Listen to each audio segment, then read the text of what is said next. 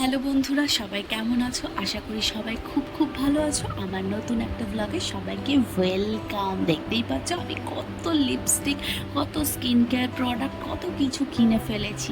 কিন্তু জানো তো, তোমাদেরকে একটা সত্যি কথা বলি, শোনো।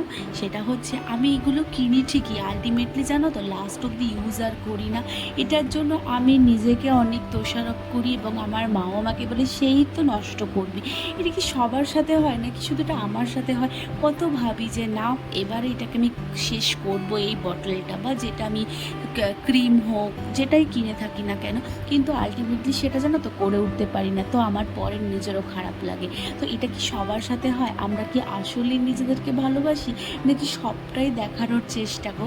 এটা আমি অনেকবার ভেবেছি জানো তো, যে আমরা এত কিছু করি, সব কি নিজেদেরকে ভালোবেসে করি, না কতজন করতে পারি? এটাও আমার একটা সবথেকে বড় প্রশ্ন জানো। আর এই দেখো, এখানে আমি সন্ধ্যেবেলায় চা করা শুরু করে দিয়েছি, আমি আর আমার মায়ের। সন্ধ্যেবেলার চাটা একটু ভালো না হলে না মনটা ঠিক জমে না জানো তো। তাই এখানে এই দেখো আমি চিনি, চা পাতা আর এক টুকরো আদা দিয়েও আমি চাটা করেছি। আমার ভীষণ ভালো লাগে। কে কে আদা দিয়ে চা খাও একটু জানিও তো। আর এই দেখো আমার আর আমার মায়ের চা রেডি। আর এই দেখো ফলগুলো দেখতে পাচ্ছ। আজকের মতো টাটা, বাই।